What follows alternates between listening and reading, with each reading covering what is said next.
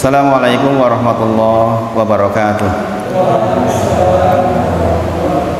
Moga kita bika sesarengan maos basmalah sesarengan nggih.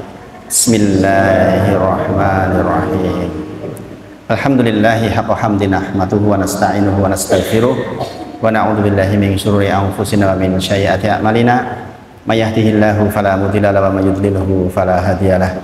Asyhadu an la ilaha illallah wa asyhadu anna Muhammadan abduhu wa rasuluh. Allahumma sholli ala sayyidina Muhammad wa ala ali sayyidina Muhammad. Subhanaka la ilma lana illa ma 'allamtana innaka antal alimul hakim. Rabbi shrah li sadri wa yassir li amri wahlul 'uqdatam min lisani yafqahu qawli. Amma ba'd. Bapak Ibu sedaya, kita tentu saja bersyukur kepada Allah nggih. Malam hari ini kita diizinkan oleh Allah untuk duduk di majelis ini secara zatnya sudah istimewa, dan sekarang di waktu yang istimewa pula. Insya Allah berlipat-lipat pahala yang kita peroleh. Orang Jawa mengatakan bahwa matikel-tikel. Alhamdulillah, ini tidak semua orang dapat, walaupun ada yang meminta dengan sangat. Kalau memang ketakdir untuk tidak bisa duduk, ya tidak bisa, dan kita ditakdir bisa. Alhamdulillah, mudah-mudahan nanti kita bisa melihat buahnya di akhirat kelak, insya Allah, bahwa duduk kita hari ini berpahala sangat besar di sisi Allah Subhanahu wa ta'ala. Ini suaranya kepiring saya buatan, anginnya terlalu besar buatan, kayak suara hujan gitu. Tapi kepiring saya buatan, ibu-ibu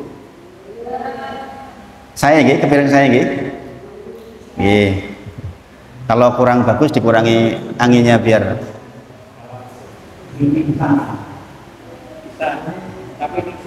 agak kurang.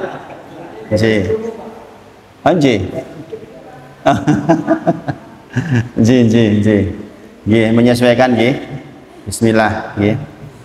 Insya Allah dalam punika kita masuk ke rukun sholat yang kedua nggih menika takbiratul ihram nggih.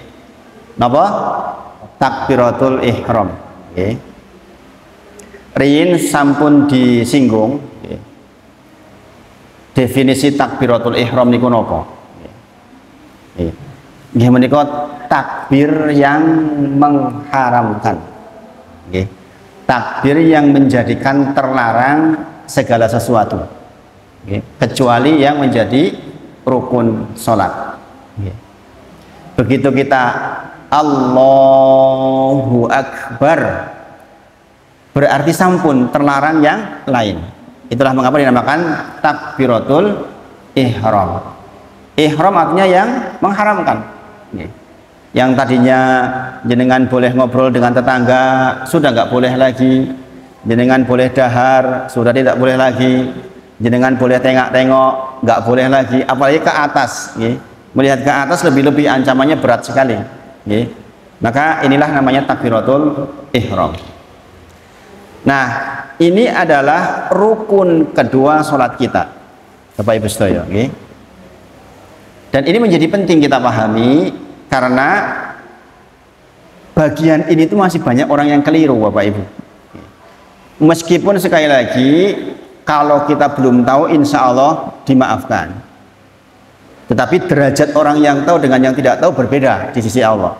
Jadi mboten saged patokan. Nek ngono aku tak ora sinau we. Tekan kapan-kapan orang ngerti mendingan dimaafkan nek keliru. Nah, itu keliru Bapak Ibu sedaya.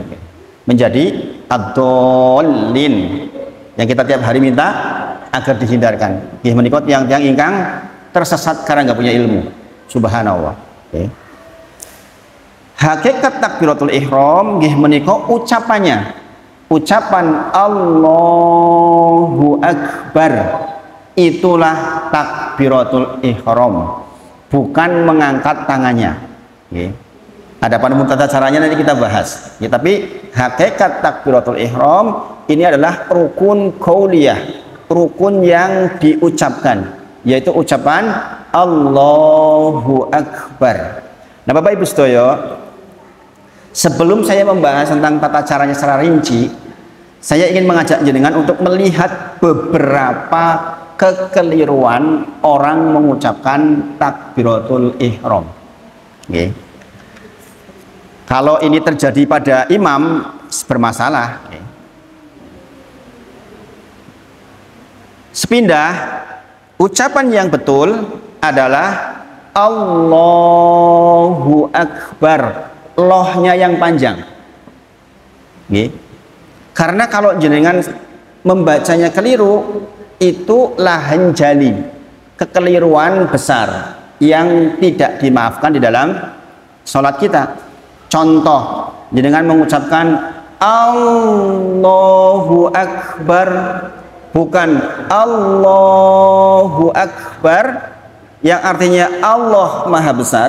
Kalau jenengan ucapkan Allahu Akbar, apa artinya? Artinya apa Bapak Ibu? Sudah berubah itu artinya. Artinya apakah Allah Maha Besar? Malah takon. Malah takon. Kalau jenengan Allahu Akbar, opo Gusti Allah ki gede toh? Itu artinya. Maka nggak boleh. Ini kekeliruan yang fatal. Biasanya orang-orang yang nggak belajar dipikir itu fasih. Ini keliru ini, Bapak Ibu sekalian. Jadi kekeliruan yang lazim pertama itu.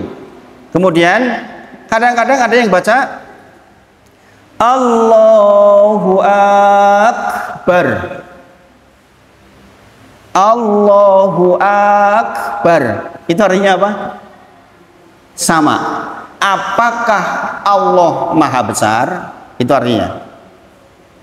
Sekarang kalau Allahu Akbar, pernah jenengan mendengar orang adzan barnya panjang? Akbar dengan bar yang panjang artinya bedug, Bapak Ibu. Apa artinya? Bedug. Jenengan ngertos bedug ya? Di kampung saya masih. Saya sampai hari ini masih ngisi khutbah Jumat di masjid yang adzannya 2, pakainya bedug. Saya masih ngisi, masih dijatah. Ini lingkungan saya sendiri, pengabdian ke lingkungan. Jadi kalau menjelang sholat Jumat itu dung itu keras banget. Nah, akbar itu artinya bedug itu dalam bahasa Arab.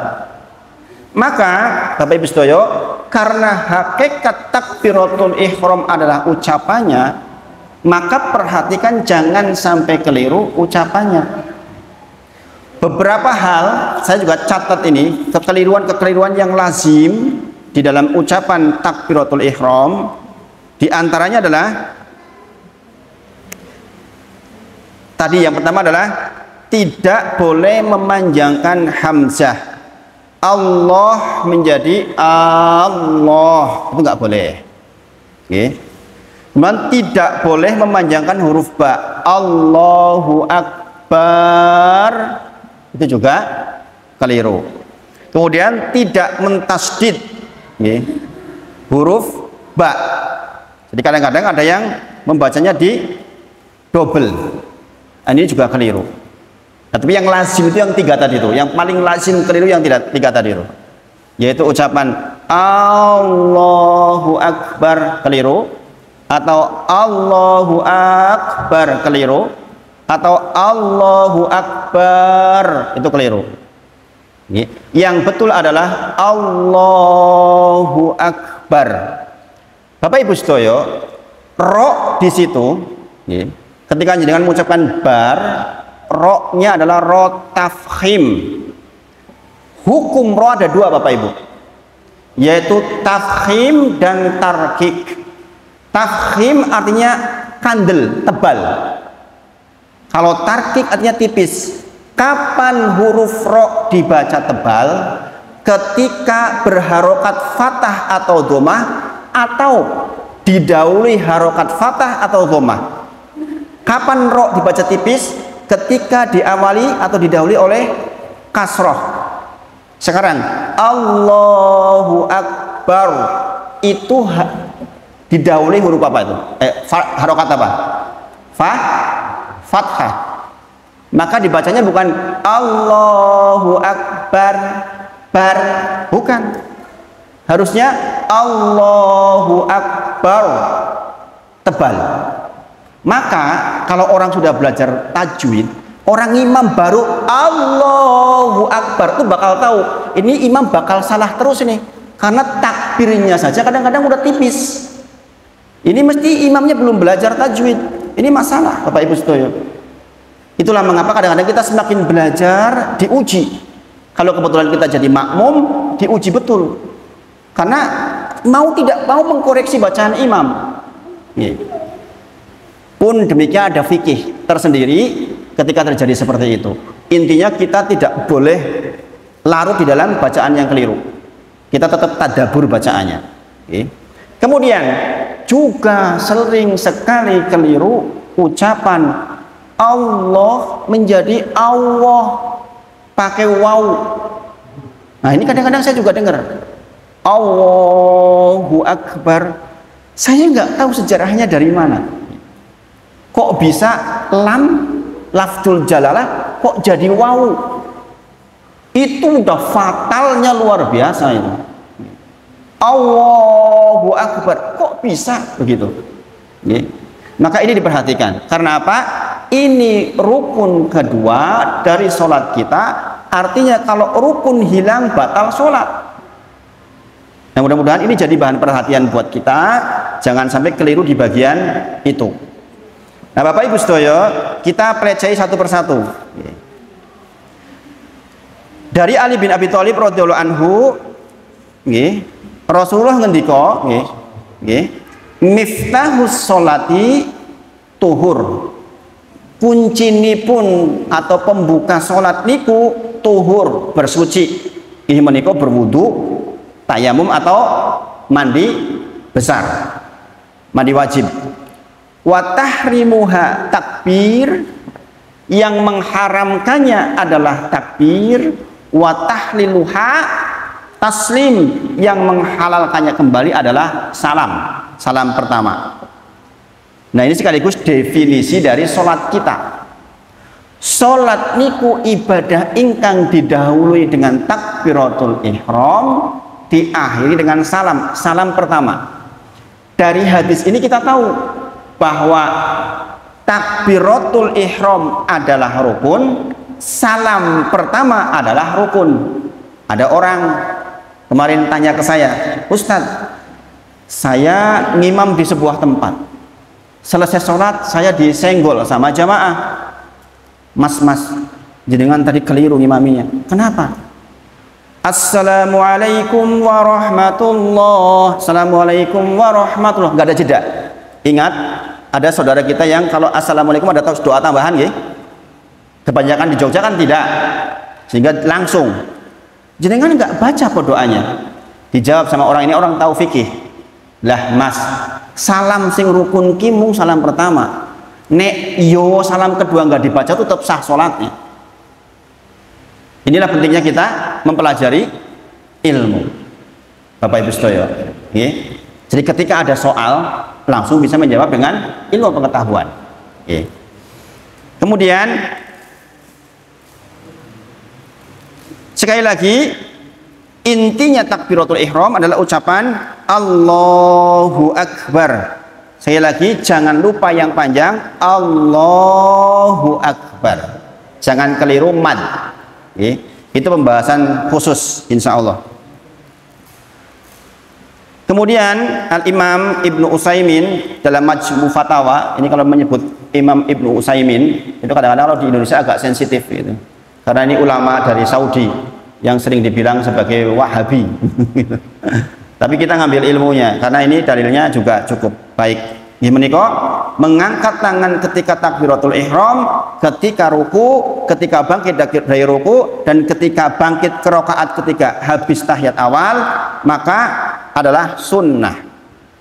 Jadi kalau ditanya hukumnya apa, sunnah, walaupun ada yang mengatakan wajib, tapi yang kuat adalah sunnah. Sunnah.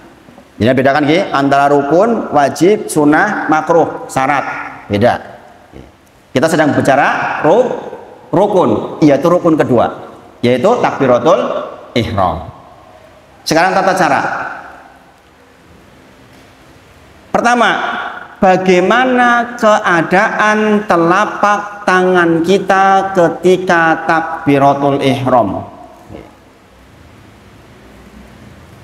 Maka para ulama menyebut hadis dari Abu Hurairah radhiyallahu anhu, karena Rasulullah sallallahu alaihi wasallam idza dakhala fi sholati, ketika beliau masuk salat, rafa'a yadaihi, mengangkat tangannya, madda. Nah, Bapak Ibu sedaya, jadi perhatikan di kalimat madda.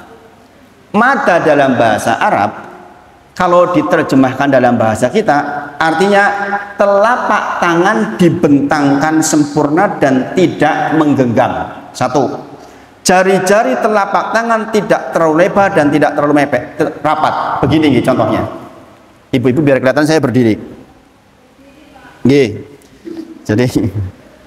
Jadi ketika Rasulullah masuk sholat, maka beliau mengangkat kedua tangannya, madda. Madda itu begini, ibu-ibu. Bukan begini, tapi begini. Renggang ning renggang cukup. Saya dipahami nggih? Kados niki mboten angsal niki. Dalam bahasa Arab ini bukan madda.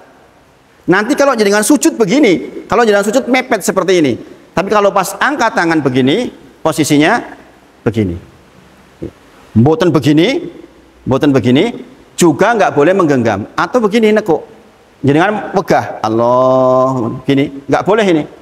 Harus begini, dibentangkan. Madda itu menunjuk dibentangkan, kemudian tidak rapat sekali, tidak longgar sekali. Sangat dipahami ibu-ibu? Kemana menghadapnya? Menghadapnya ke kiblat, bukan begini, tapi dihadapkan ke kiblat. Makanya perhatikan kalau saya takbiratul ihram itu kan mantep toh. Allahu Akbar. Memulai masuknya sudah mantep kita. Jangan sampai Allahu Akbar. Kemudian Bapak Ibu sedaya, kita hanya akan sah melaksanakan takbiratul ihram ketika sudah berdiri tegak. Sudah berdiri tegak. Tidak boleh jenengan lagi proses berdiri teksiro bungkuk, kemudian jenengan Allah, nggak boleh. Harus dalam posisi tegak. Sudah tegak baru jenengan takbiratul ihram. Tidak sah takbiratul ihram yang dilaksanakan dalam kondisi bungkuk menuju ruku. Contoh, ini sering dilakukan oleh orang yang sholatnya ketinggalan. Ngoyak imam pun ruku, jenengan Allahu Akbar. Nah, itu nggak sah sholatnya. Oke. Saya dipahami nggih ibu-ibu nggih? Ketinggal loh. Ketinggal bukan? Alhamdulillah. Jadi sepidah mali, Rasulullah Shallallahu Alaihi Wasallam ketika memulai sholat, beliau mengangkat kedua tangannya dengan dibentangkan. Saya sudah terangkan tadi, maksud dibentangkan adalah seperti tadi. Ini hadis riwayat Abu Dawud nomor 753, hadis riwayat Tirmidzi nomor 240 dan disahihkan oleh Al-Albani. Kemudian telapak tangan dihadapkan ke kiblat dan diangkat setinggi pundak atau telinga atau di atas batas telinga atas. Bapak Ibu sedaya, meletakkan untuk tangannya ada 3 tempat. Setinggi mangkibaihi, udunaihi, atau batas akhir dari telinga. Perlu dicontohin mboten? Adik wali. Olahraga kula. Jadi ada 3 pilihan. Allah segini, nggih. Hadwa mangkibaihi, sejajar dengan mangkibaihi begini. Yang biasanya lazim di Indonesia begini. Segini, nggih. Hadwa udunaihi, itu dibuka mawon itu. Ketok sana nggih. Atau pas di ujung ini enggak apa-apa ini. Atau naik sedikit enggak apa-apa. Nggih. Ini 3-tiganya dalilnya kuat. 3-tiganya boleh. Saya bacakan dalilnya. Karena kita orang belajar, maka minimal pernah dengar dalilnya. Anna Rasulullah sallallahu alaihi wasallam adalah Nabi Muhammad sallallahu alaihi wasallam kana yarfa'u yadayhi hadwa mankibaihi. Nggih, idaftataha salat. Ketika Rasulullah memulai salat, maka kemudian yarfa'u yadayhi mengangkat dua tangannya hadwa mangkibai, sejajar dengan mangkibai. Ini dalil pertama. Ini riwayat Ibnu Umar radhiyallahu anhuma. Jadi kan sudah sering dengar Ibnu Umar yang sering saya ceritakan. Intinya beliau orang yang kalau niru Rasulullah itu pas banget. Kemudian yang sebatas kuping tadi nggih, udunaihi nggih menika raaitu Rasulullah sallallahu alaihi wasallam yarfa'u yadayhi idza kabbara. Nggih. Rasulullah mengangkat tangannya sejajar dengan udunaihi.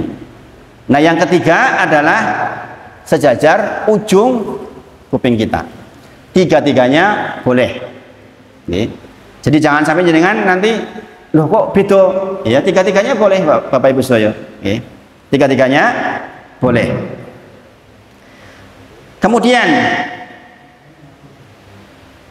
kapan kita mengangkat tangan dan kapan kita mengucapkan Allahu Akbar. Nah, ini juga ada tiga pilihan, tiga-tiganya benar, tiga-tiganya dalilnya sahih. Jadi kalau nanti melihat perbedaan jangan bingung ibu-ibu. Yang pertama, mengangkat tangan bersamaan dengan membaca takbir. Ini kebiasaan saya. Kalau jangan perhatikan saya ngimam kan, begitu ngangkat Allahu Akbar kan gitu nggih. Itu boleh. Itu boleh, itu lazim. Riwayat dari Ibnu Umar radhiyallahu anhu juga. Nggih. Ra'aitu Nabiyya sallallahu alaihi wasallam iftataha takbira fis salat farafa'a yadayhi hina yukabbiru. Kata-kata hina yukabbiru berarti sareng-sareng dengan ucapan Allahu Akbar. Jadi di sini dalilnya adalah kata-kata hina yukabbiru, yaitu bersamaan dengan ucapan Allahu Akbar. Itu benar. Nggih. Jadi jangan boten usah bingung, itu benar. Hadis riwayat Bukhari nomor 738. Kemudian yang kedua, pilihan kedua, mengangkat tangan sebelum mengucapkan takbir. Hadis riwayat Al-Bukhari nomor 390. Nggih. Yaitu mengangkat tangan dulu baru kemudian bertakbir. Lazim boten?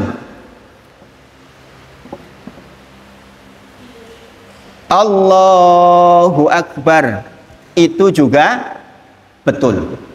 Jadi nek jenengan nanti melihat teng Arab misalnya ada orang begitu, Allahu Akbar itu juga betul. Dalilnya adalah juga riwayat Ibnu Umar radhiyallahu anhuma, kana Rasulullah sallallahu alaihi wasallam idza qama lis-sholati rafa'a yadayhi hatta takuna hadwa mankibaihi tsumma kabaro. Ini di kalimat ini, hadis ini, tsumma itu artinya angkat tangan dulu, tsumma itu kemudian. Boten sarang-sarang hina yukabbir. Kalau tsumma berarti kemudian. Berarti ngangkat tangan dulu baru takbir. Itu juga sahih dalilnya. Yang ketiga, mengangkat tangan setelah takbir. Allahu Akbar baru ngangkat. Ini juga boleh. Itu juga tidak keliru. Dalilnya dari Malik bin Al-Huwairits. Nggih. Ana Rasulullah sallallahu alaihi wasallam kana idza kabara rafa'a yadayhi, adalah Nabi Muhammad sallallahu alaihi wasallam ketika usai takbir beliau mengangkat tangannya. Ketika usai takbir, setelah takbir Allahu Akbar baru ngangkat tangan. Jadi tiga-tiganya betul. Nggih. Nggih. Jadi tiga-tiganya betul. Jangan praktek yang mana? Ibu-ibu praktek yang mana? Sareng-sareng Allahu Akbar, itu yang saya praktekkan. Saya lebih tentrem rasanya, kok lebih mantap gitu. Tapi kalau bicara dalil, tiga-tiganya boleh. Nah ini tata caranya seperti itu. Kemudian berikutnya, takbiratul ihram harus dilakukan dalam keadaan posisi tubuh tegak sempurna dan tidak boleh sambil condong menuju ruku. Ini perhatian besar dan ini dibahas oleh para ulama khusus. Jadi persoalan berdiri di dalam sholat itu persoalan yang agung, sebagaimana kita bahas di rukun yang pertama. Ini menikonopo, kita akan menghadap Allah dalam kondisi berdiri 2 kali, di dunia ketika sholat, kemudian di akhirat ketika di padang mahsyar. Sing sinten kemawon berdirinya baik di dunia, hak-haknya dipenuhi, maka di akhirat akan dipermudah. Nah, kita sebentar lagi menghadap Allah, nggak sampai 100 tahun lagi toh, gimana? Kita kan nggak akan 100 tahun lagi, ada yang umurnya bakal 150. Saya sekarang udah 46. Kayak 70 paling pirang tahun meneh.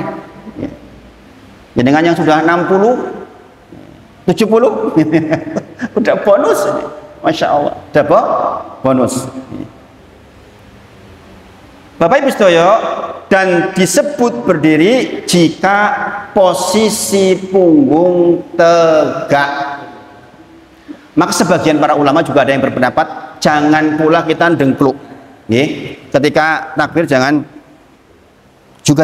khawatir masuk dalam hitungan tidak tegak.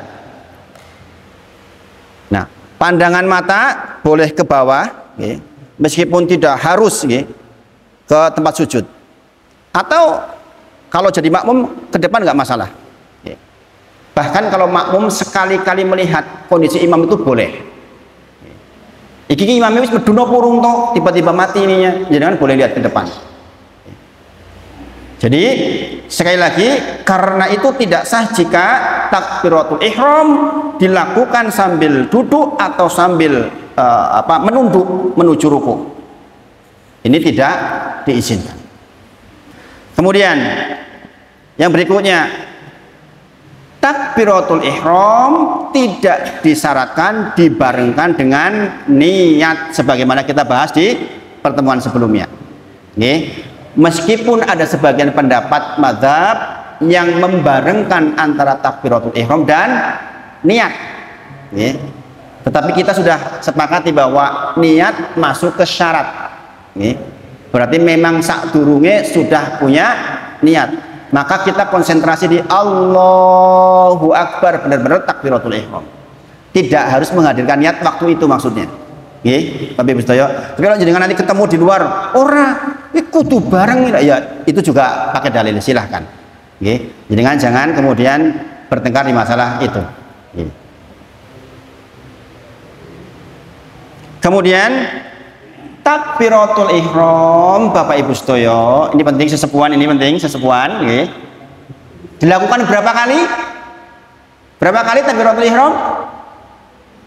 1 kali. Ini penting ini. Saya sering melihat orang sholat, Allahu Akbar, Allah. Nah, 3 kali, 4 kali. Berapa kali? 1 kali. Lebih dari 1 kali sudah was-was syaiton. Allahu Akbar, mantep. Jangan diulang-ulang.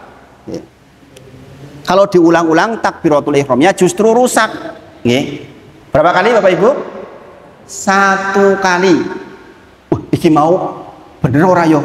Ulang meneh itu keliru Bapak Ibu sedaya. Itu was-was syaitan.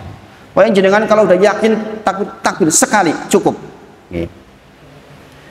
Kemudian ketika jenengan sholat sendirian, ini kalau kita mengambil dari kitab fikihnya Madzhab Syafi'i, maka harus terdengar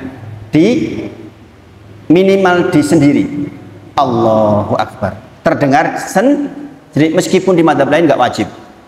Saya termasuk yang mempraktekkan kalau sendiri ya, saya bunyikan sedikit. Allahu Akbar. Dengar, kita tuh dengar. Karena sebagian mengatakan tidak sah kalau nggak dengar, walaupun sudah umi-umi. Okay. Ingat ya Bapak Ibu Sedoyo, semua rukun qauliyah, rukun yang diucapkan, termasuk bacaan takbiratul ihram, hanya dikatakan berkata-kata ketika panjenengan umi. Nggak boleh begini. Nggak boleh, nggak sah. Minimal umi. Allahu Akbar, nek piyambakan. Allahu Akbar. Terdengar sendiri. Termasuk jadi makmum terdengar sendiri. Karena sebagian madzhab mengatakan tidak sah kalau nggak terdengar sendiri. Tapi jangan berbagi tonggone. Allahu Akbar, berbagi ini masalah.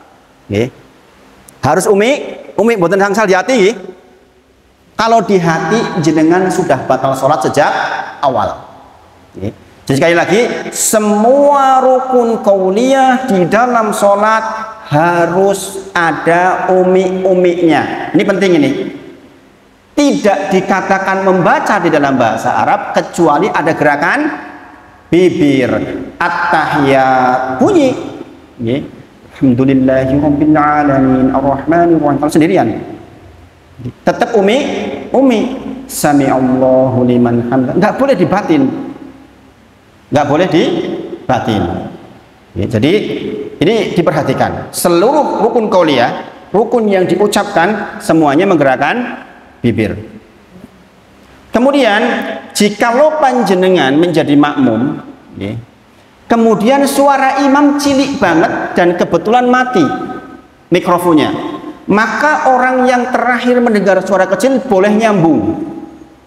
Misalnya ada soft ketiga samar-samar suara imam. Iki imam wis takbir apa urung toh? Maka yang ketiga, yang paling kecil suaranya dengar itu langsung nyambung. Allahu Akbar, supaya yang di belakang denger ini rasa kabeh. Kalau di Arab Saudi sudah disetting dari awal, ada Bilalnya. Jangan perhatikan di sana kan Allahu Akbar kan gitu. Gini apa nggih? Ini misalnya kejadian kok di sini tiba-tiba mati, imamnya suaranya cilik banget, maka boleh disambung oleh makmum. Kejadian khusus, tidak selalu, karena ada yang menganggap ini selalu. Saya pernah ngimami sholat Id di sebuah wilayah sampai hari ini belum bisa dirubah. Saya takbir yang 7 kali itu, di belakangnya saya Allahu Akbar, belakangnya Allahu Akbar kabeh. Seru.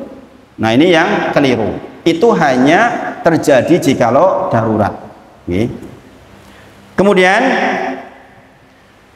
beberapa hal yang keliru di dalam takbiratul ihram. Satu, telapak tangan tidak dibuka. Ini keliru. Begini, apalagi begini, ngejak gelut. Allah, orang ngejak gelut. Kemudian telapak tangan tidak menghadap ke kiblat. Begini, kayak nyacak, ini keliru. Kemudian telapak tangan tidak setinggi bahu atau setinggi udunaihi atau sebatas kuping bagian atas. Saya tidak tahu kalau ada dalil yang di sini. Saya tidak tahu. Kalau jenengan menemukan dalilnya silahkan. Kalau jenengan menemukan dalilnya yang monggo. Tapi saya tidak tahu. Setahu saya hanya 3 ini. Begini apa begini saya nggak tahu. Jadi tapi saya tidak langsung menghukumi. Kalau jenengan ternyata menemukan dalilnya silahkan. Asal dalilnya kuat. Kemudian takbiratul ihram tergesa-gesa karena ngejar ruku imam. Ini juga tidak sah. Karena syarat sahnya takbiratul ihram harus dalam kondisi tegak berdiri, dan dikatakan tegak ketika punggungnya tegak. Saya dipahami Bapak Ibu? Sampai di sini? Kemudian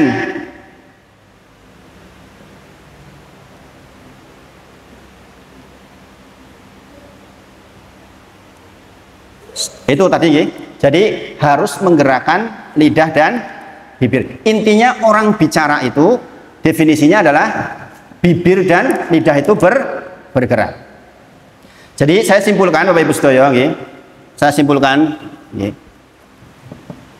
Di antara syarat takbiratul ihram, ini sudah saya tulis nggih, adalah harus sudah dalam kondisi berdiri sempurna, tidak sah jika dalam proses berdiri. Dalam proses berdiri jenengan takbiratul ihram maka tidak sah. Sudah dalam keadaan menghadap kiblat, pastikan jenengan sudah menghadap kiblat.